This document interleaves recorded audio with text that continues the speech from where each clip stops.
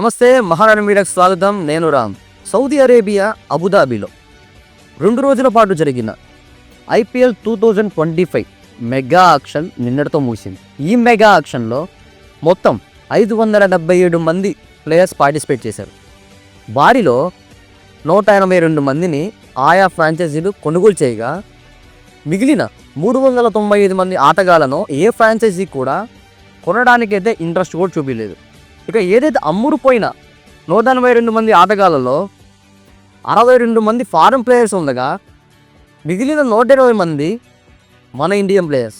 ఇక మన ఆంధ్రప్రదేశ్, తెలంగాణ విషయానికి వస్తే మన తెలుగు రాష్ట్రాల నుంచి ఈ మెగా ఆక్షన్లో ఎంతమంది ఆటగాళ్ళు పార్టిసిపేట్ చేశారు, వారిలో ఎంతమందిని ఏ ఫ్రాంచైజీలు ఎంత ధరకు దక్కించుకున్నాయి, మన తెలుగు టీం అయిన సన్ రైజర్స్ హైదరాబాద్ ఎంతమంది మన తెలుగు ఆటగాళ్లను కొనుగోలు చేసిందో తెలుసుకుందాం.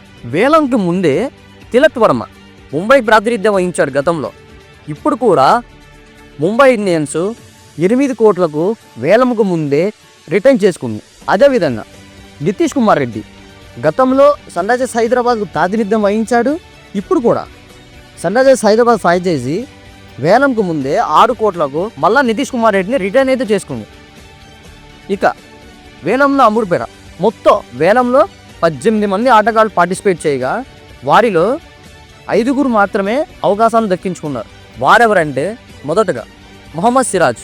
హైదరాబాద్ చెందిన ఈ ఆటగాడిని 12,25,00,000లకు గుజరాత్ టైటాన్స్ వేలంలో దక్కించుకుంది. మొహమ్మద్ సిరాజు ఇండియా తరపున నేషనల్ క్రికెట్ ఆడాడు, ఇంటర్నేషనల్ క్రికెట్ ఆడాడు, వరల్డ్ కప్ కూడా ఆడాడు. మొహమ్మద్ సిరాజ్ను 12,25,00,000లకు గుజరాత్ టైటాన్స్ దక్కించుకుంది. రెండో ప్లేయర్ షేక్ రషీద్. గుంటూరుకు చెందిన ఈ ఆటగాడిని చెన్నై సూపర్ కింగ్స్ 30 లక్షలకు కనీస ధరకే దక్కించుకుంది.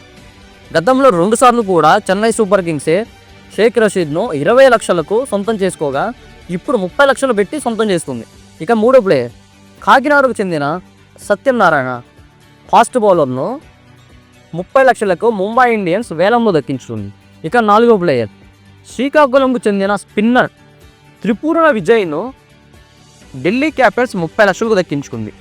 ఐదో ప్లేయర్ వైజాగ్కు చెందిన పైలా అవినాష్ను 30 లక్షలకు పంజాబ్ కింగ్స్ అయితే దక్కించుకుంది. ఇక ఏదైతే ఈ 5గురిలో మొహమ్మద్ సిరాజ్ కానీ ఇటు షేక్ రషీద్ కానీ వీళ్ళిద్దరూ అందరికీ తెలిసిన ఆటగాళ్ళే. మొహమ్మద్ సిరాజు ఇండియా తరపున నేషనల్ క్రికెట్ ఆడాడు, ఇంటర్నేషనల్ క్రికెట్ ఆడాడు, వరల్డ్ కప్ ఆడాడు, అలాగే RCBలో ఆడాడు. అదేవిధంగా షేక్ రషీద్ కూడా ఇటీవల జరిగిన రంజీ ట్రోఫీల్లో ఆంధ్ర తరపున 2 సెంచరీలు బాది సూపర్ ఫామ్లో ఉన్నాడు. ఇక ఏదైతే మన తెలుగు విషయానికి వస్తే, మన తెలుగు టీం అయిన సన్ రైజర్స్ హైదరాబాద్ విషయానికి వస్తే ఇటు మొహమ్మద్ సిరాజ్ని కానీ షేక్ రషీద్ని కానీ వేలంలో కొనడానికి ఇంట్రెస్ట్ చూపినందుకు నెటిజన్లు అటు సన్ రైజర్స్ హైదరాబాద్ మీద, అదేవిధంగా Sunrisers Hyderabad owner Kavya మీద నెటిజన్లు అయితే మండిపడుతున్నారు. మన తెలుగు ప్లేయర్లని మనమే బ్యాకప్ చేయకపోతే ఇంకెవరు కొంటారని చెప్పి నెటిజన్లు అయితే మండిపడుతున్నారు. ఇక ఈ విషయం గురించి మన తెలుగు ప్లేయర్స్ని మన తెలుగు టీమ్సే దక్కించుకోకపోవడం, అసలు కనీసం వేలంలో కూడా కొనడానికి ఇంట్రెస్ట్ చూపించకుండా ఉండటాన్ని ఏమంటారో మీ అభిప్రాయాన్ని కామెంట్ రూపంలో తెలియజేయండి. ఈ వీడియో నచ్చితే లైక్ చేయండి. అలాగే మా ఛానల్ ని ఫస్ట్ టైం కనుక చూస్తున్నట్టయితే ఇప్పుడే సబ్స్క్రైబ్ చేసుకుని పక్కనే ఉన్న గంట సింబల్ ని యాక్టివేట్ చేసుకోండి. అప్పుడే మేము పెట్టే ప్రతి వీడియో మీకు నోటిఫికేషన్ గా వస్తుంది. అలాగే ఈ వీడియో పూర్తిగా చూసినందుకు ధన్యవాదాలు.